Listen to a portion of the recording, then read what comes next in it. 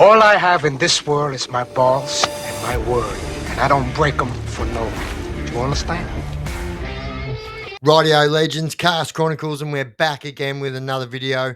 And so today we're doing a video on Chopper Read. So I'm sure you guys know who Chopper Read is. Most of Australia would know who Chopper Read is because of the movie Chopper.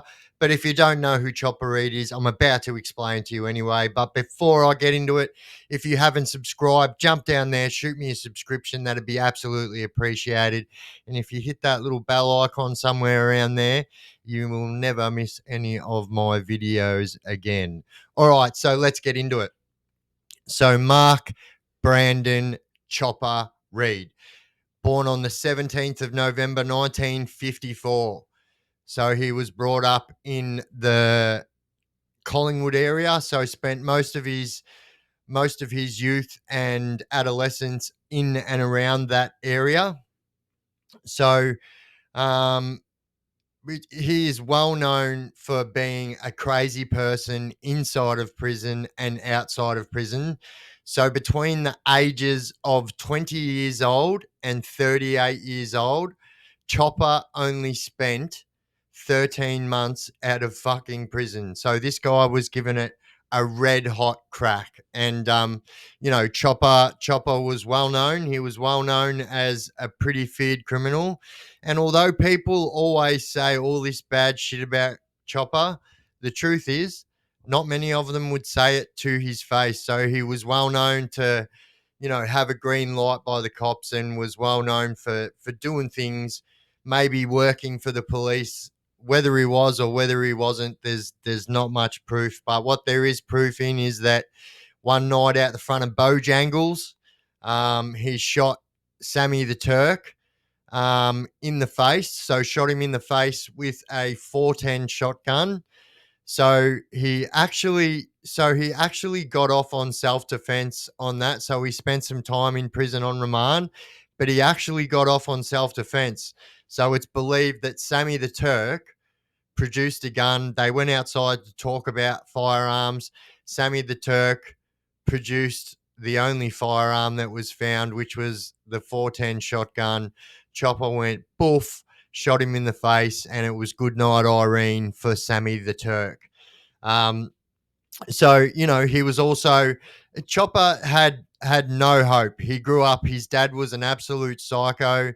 They were like Seventh-day Adventists or something like that, but his dad was an absolute psycho. His dad is from Yugoslavian descent, I believe. So a funny story that I know of that's actually in one of the Chopper books is so his dad was having an argument with the next door neighbor because he was saying to the next door neighbor, you need to start feeding your dog. You're not feeding your dog enough. Look how skinny your fucking dog is. If you don't feed your dog, I'm going to take your dog off you. And so apparently this argument went on for weeks, and his dad one day had just had enough and said, fuck this, jumped over the next door neighbor's fence, grabbed their dog, took it to their house, drowned it in the swimming pool, and that dog had died. So as the story goes, it was the first time that Chopper's dad had seen a fucking greyhound. So this dog wasn't even not being fed. It was literally just a greyhound, and he was the owner's, well, obviously feeding it. First time him seeing a greyhound, he thought it was a very skinny dog, so he went and fucking drowned it. What hope did Chopper have with a dad like he had? When he used to get me to hold a table tennis bat. It's a paddle around out like that, and he'd fire at it with a 30-shot Ruger. You go bang, bang, bang in the centre. He'd say, bring it up. I'll bring it up. Bang, bang, bang. Bring it up. I'd hold it next to your head. And the gun would be trained it, and he'd go bang, bang, bang, bang, bang. He put half a dozen shots straight for the centre of this paddle. I'm holding it in my head, and he's about 30, 40 feet away. So as you can see, he didn't really have much hope growing up with a dad like he did.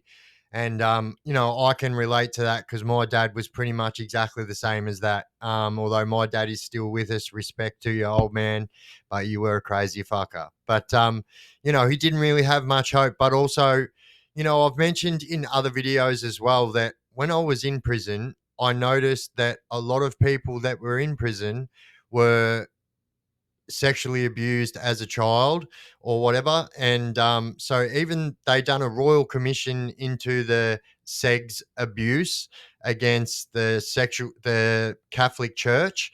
And so all them royal commission people came around and spoke to all the people in prison that were, you know, attacked by the Catholic Church growing up in the 60s, 70s, 80s, and 90s.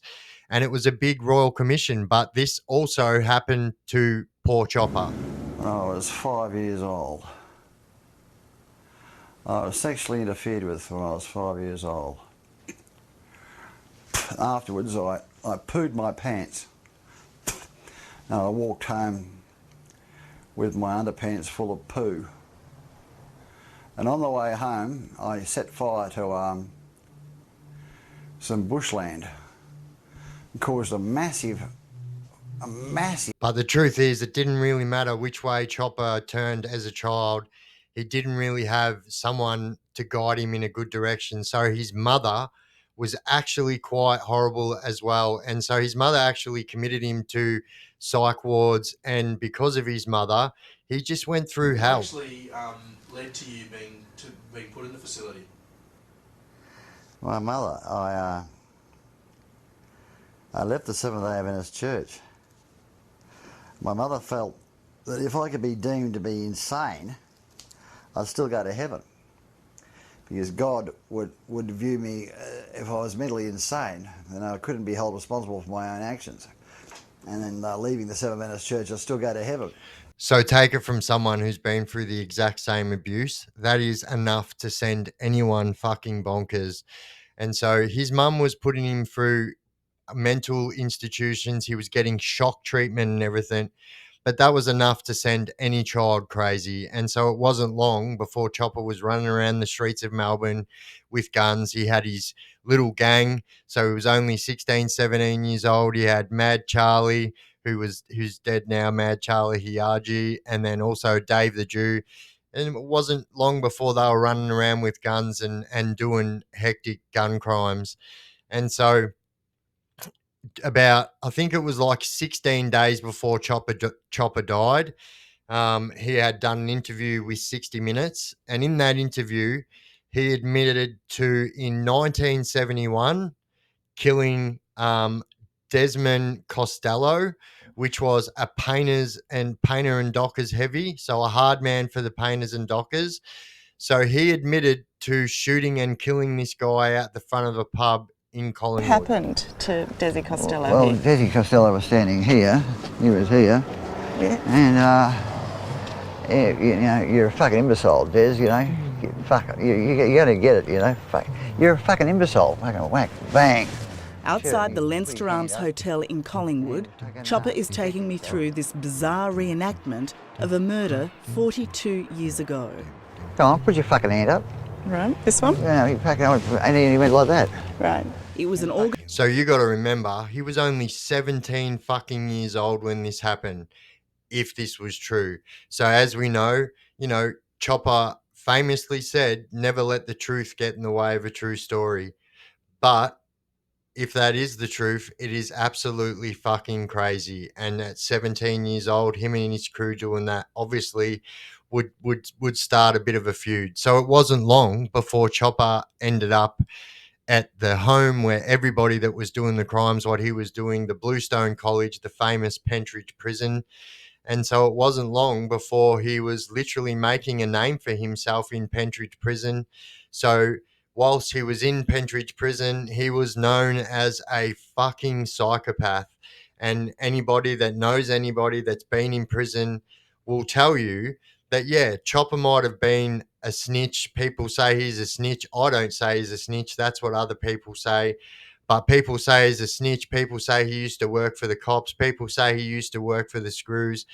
But the absolute fucking truth, 100% truth is, guys, that this guy was an absolute psychopath in jail and is alleged to have killed people inside jail. And so he also started one of the most feared gangs at the time. So the Overcoat Wars, the Overcoat gang started the Overcoat Wars. So it was Chopper and his crew. So there was Chopper, Frankie Waghorn, Greg Bluey Brazel, and a lot of crazy motherfuckers were in the Overcoat Wars, and they were going to war with the Painters and Dockers. So, like in the Chopper movie, they say Keefy George, his real name was Keith Four, and so he was going to absolute fucking war with these people. And as you could probably imagine, going to war with these people, he ended up like with a lot of fucking battle scars from 100% being a soldier and just going into battle. I've been told myself by people that have been in prison with Chopper that he was the most fucking dangerous person in prison. Now, I've met Chopper in person myself. I've met him with Frankie Waghorn. He was one of my good close friends. Rest in peace, Frankie Waghorn. A lot of people are asking me to do video on Frankie Waghorn. The video on Frankie Waghorn is coming. So, yeah. But I met Chopper through Frankie Waghorn. And so he is exactly the character who he portrays himself as. And like one of the funniest things happened when I was at this house in Collingwood and Chopper was in there. He was actually hiding from his wife, and his wife was driving up and down the street, and his son Charlie was out the roof. So me, Frank, and Chopper are in this house, full grown adults, and hiding from Chopper's wife. Chopper's son was out the sunroof. They're driving up and down this street in Collingwood yelling out, "Chopper, Chopper, Chopper." And for me, that was actually something pretty fucking funny to see. But Chopper, as you could imagine, was just as much hated on the inside as he was outside. But Chopper ended up with some fucking scars. I got stabbed with a 8.5-inch butcher's knife here. What for? Oh, well, you know, this, all sorts of things. Twice there, ice pick straight through the heart there, Stanley knife across there, Stanley knife across there, Stanley knife, Stanley knife, Stanley knife here, bullet hole here, ice pick here, Stanley knife. So Chopper was an absolute fucking weapon. And take it from me, there's someone who's spent a lot of time in prison. There is absolutely nothing worse than a fucking psycho like Chopper Reed when you are in prison. And this guy is well known, so well known. So it is alleged that when he was at Pentridge Prison, there was somebody that got put into the mainstream that actually, I don't want to go into it, but like mutilated a child with the lid of a jam tin. So this is back in the 70s. And so this guy was found killed in his cell, and Chopper Reed had actually mutilated him straight back. And so, like, there's absolutely no fucking doubt in the fact that he was an absolute psycho. He was an absolute psycho in prison, and he was an absolute psycho outside of prison. So famously, like in the movie, they say Neville Bartos. So here's the truth. Neville Bartos is the guy that runs Chopper's merchandise store in Collingwood, right? He promised Neville that he would get a name in the movie. So the name Neville Bartos is based on the character Alphonse Gangitano. So Chopper famously went to war with Alphonse Gangitano. He didn't fucking care. He didn't have a problem. He used to literally walk around Melbourne with dynamite in his pocket, and he used to walk around and rob all the fucking drug dealers. He used to hate the drug dealers. He used to think that they were scum, and he used to literally just walk around kicking in doors and fucking robbing all the drug dealers around Melbourne. Now, take it from somebody who knows Chopper and knows people that knows Chopper personally. This guy was an absolute fucking psycho, and there's no two ways about it. And he absolutely deserves a place in Underbellys Most Feared, because Chopper Reed was an absolute fucking weapon, and like 100%, he was just an absolute feared gangster in Melbourne, and there's no two ways about it. And like always had his face in front of a camera. There was always a time when he would have his face in front of a camera so he could tell his story. And famously, if you guys haven't seen the Rene Brack interview where he played Russian roulette with a reporter, it's absolutely bonkers. Ladies and gentlemen, there's a slug in this gun. Now, you got to take my word for it, but there's a slug in this gun. Wow, I want one shot to my head, one shot to Renee's. Are you ready, Renee? I don't think I want to play. Are you ready? You don't want to play. Bad luck. So not only was Chopper a psycho, but he was a character. And the truth is, he was equally loved as much as he was hated. And the Chopper movie literally made him a household name. So you probably could throw a stone and it would hit somebody that's heard about the movie Chopper. And, you know, the Chopper books came out before the Chopper movie, which made him pretty popular. And in one way, he really was the last man standing. So he literally outlived all his enemies, every single person that he went to war with. He was the last man standing. And literally, like, that's something to be said. Like, he went to war with some of our craziest fucking gangsters, what we have in Melbourne, and was literally the last man standing. And I guess, you know, outlived absolutely everyone. And I guess everyone thought that he would die, you know, live by the sword, die by the sword, the old adage goes. And I guess everyone thought that Chopper was going to go that way. But unfortunately, it was actually cancer that got Chopper in the end. And had he not got cancer, he'd probably still be alive telling his stories today. But unfortunately, he's not alive, and he did die. And but on his deathbed, our mate Chopper Reed admitted to. So there you go, 12 fucking bodies. Old Mark Brandon Chopper Reed was as much a mystery as he was a psychopath, a character. He's somewhat like, in our country, he's kind of like Ned Kelly. And I guess, you know, he definitely 100% deserved a place in our Underbellys most feared. Chopper Reed was a fucking psycho and definitely one of Melbourne's most feared gangsters when he was operating. And so definitely deserved a place in our Underbelly's most feared. So that will be it for our Chopper video, guys. If you guys have got anyone else you'd like me to do a video, smash it down in the comment section of this video and I will do my utmost best to do that.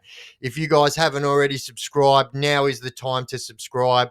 We're also about to do a big collab next week. So if you guys don't know TJ, he's the guy that walks around Melbourne and checks out all the crazy places in Melbourne. So I will chuck his @ in the description of this video. So we will be doing a collab with them. And then also coming up, we've got a collab coming up with, so if you guys know, the last 2 reaction videos I done were on the Inquirer 2.0's video. So I will be doing a collab with the Inquirer 2.0.